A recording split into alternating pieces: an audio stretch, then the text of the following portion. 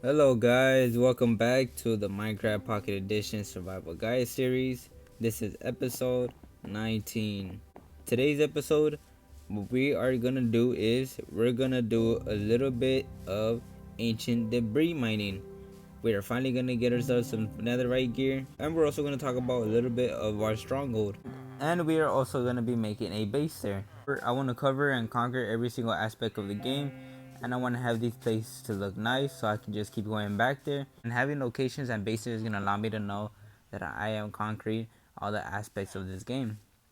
Before I show you guys how I'm gonna go about getting these resources, I'll recommend you guys grabbing some fire resistant potions. I would recommend you guys clearing out your inventory space. Grab yourself 2 trusty pickaxes. Doesn't matter if they have silk touch or not. I do have more potions in my magma farm, and I'm gonna be using those as well. Let me go ahead and get to my nether and the spot where I'm gonna be mining, and I'm gonna show you why I'm gonna be getting resources like this. Alright, so there are a couple ways for you to get some ancient debris. The best position for me to find some ancient debris, I'll recommend going to Y level 15. It's like the old ways of finding diamond, but since ancient debris is more rare, you do have to mine a little bit more. If you find caves like these, I'll recommend searching through them, but I'm gonna show you how I'm gonna go about finding our ancient debris. What I'll do when I'm finding ancient debris, I'll make a path. Just keep in mind this method is really slow, but not only that, it's just the safest way for you to find ancient debris without having to lose any armor or for you to worry about any other things like that. Sometimes I like digging long tunnels like these, and then I'll count from each block from where I mine the tunnel.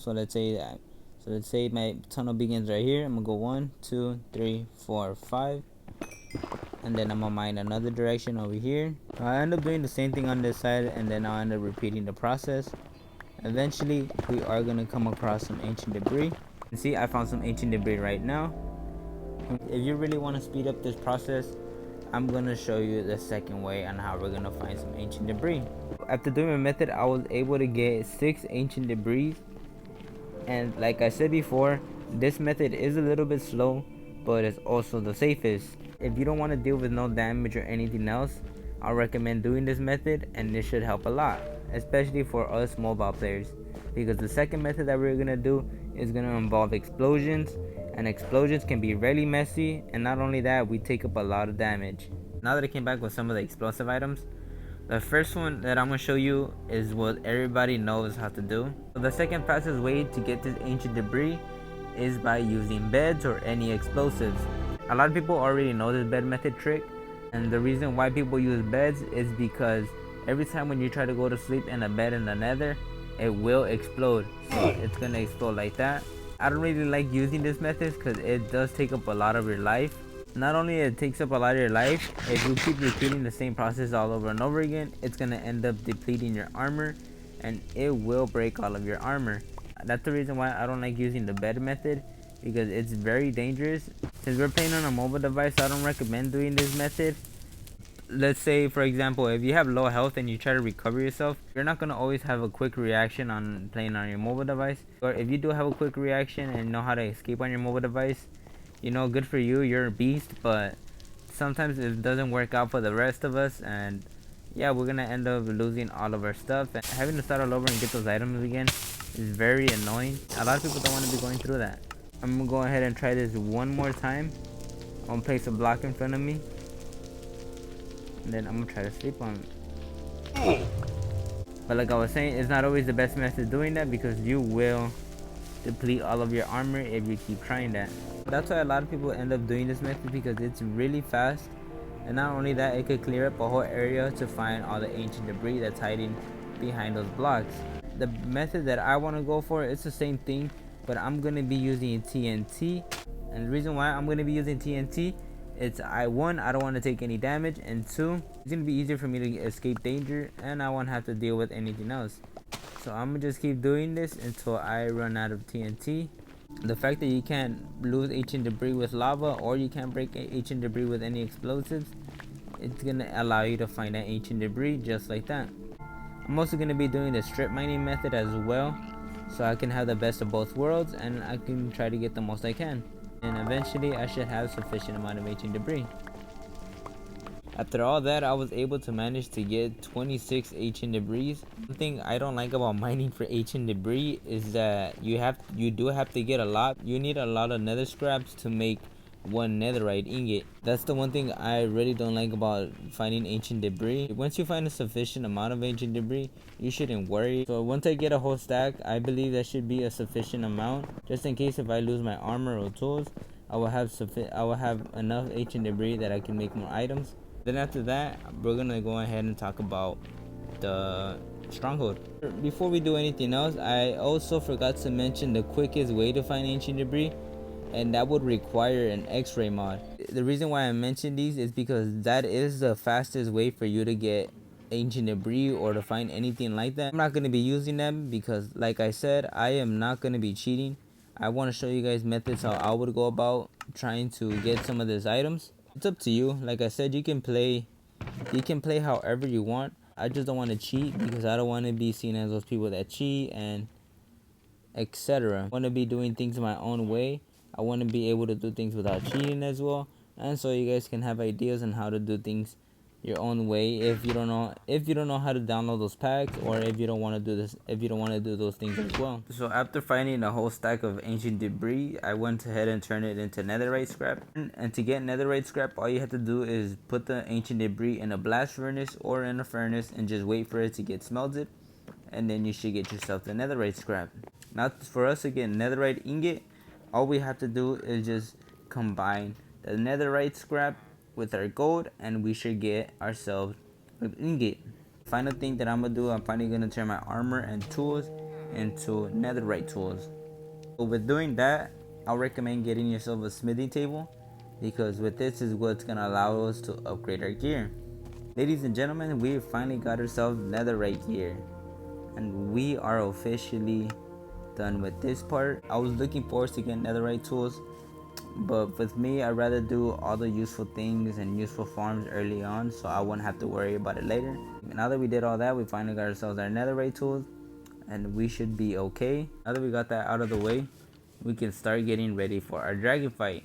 I don't want to fight the dragon on this episode because we are gonna go ahead and find our end gateway location. Luckily for me, I found my end gateway location at the very beginning of the series. That's one thing I recommend to do. That's why I always bring up chunk base, because you can find all these locations as quickly as possible. I went ahead and found all these structures and locations first because I don't want to take up any more storage having to load up a lot of chunks. And like I said before, the more chunks you load in, the more storage it takes up on your phone and the laggier it gets on the game. Ever since there's no update, this game has been pretty laggy, but hopefully soon they optimize it so we can have a better experience. So when finding the end gateway, you do need ender pearls, but not only that, you need to convert the ender pearls into eye of enders. Like I said already, I already know where my end gateway location's at, so I don't really have to go ahead and find it. If you haven't found your end gateway locations, you're gonna need your eye of enders. Well, you need to turn your ender pearls into eye of enders. You're gonna want to go ahead and toss it and follow that direction. But keep in mind, basically, eye of enders can disappear if you toss it a certain amount of time. Keep in mind, end gateway structures, end gateways or strongholds always spawn around 1,000 blocks away or almost 2,000 blocks away. So you do have to travel a good distance. But since I already found it, I already know where it's at, and all I have to do is just put my eye of enders. That's why I say use chunk base, and you will find the nearest end gateway structure. As you can see in the top left corner, I'm around negative 1835. You know when you'll get there because the eye of ender will just stop and it'll be right there. As you can see, I lost one already, but it doesn't matter because I believe I have a good amount right now. Since I was already in here, I already know where my location's at. All I have to do is just get to the portal. Now that we're here, be careful with the silverfish spawner. If you can break it if you want. I want to make a farm with this, but silverfish don't really do anything. I'm probably just gonna end up breaking this actually. Yeah, let's get rid of that because I don't want to deal with any more problems. So now that we're here, go ahead and put yourself your eye of enders, and then I should have enough to fill this whole thing. Yeah, I do. Voila. And this is what's gonna lead us into our dragon. I know a lot of people already know this, but I just want to explain for those that don't. Before I do anything else, like I said before, we're gonna fight the dragon next episode. But what I'm thinking of doing here is I'm gonna decorate a little bit up right here, so I can have a little base in my end portal. Alright guys, I'm back on decorating up this room, and I got a little carried away, but I'm still not finished because I still have a couple more things that I want to add right here. And the reason why I left this here empty is because I'm gonna use that stained glass fog effect. I want to do a little something different than I did in my other bases, because I'd never done the fog effect before, and doing the fog effect is gonna look really nice. But unfortunately right now I cannot do that because I do not have sufficient amount of sand, and I do need to go mine for more sand. Overall, I do like how this room came out, but it's pretty big. I like how it looks. It took me almost a whole day just trying to mine this whole entire place out. Luckily the fortress has a lot of resources to come up with the stone bricks, so I don't really have to make stone bricks like that.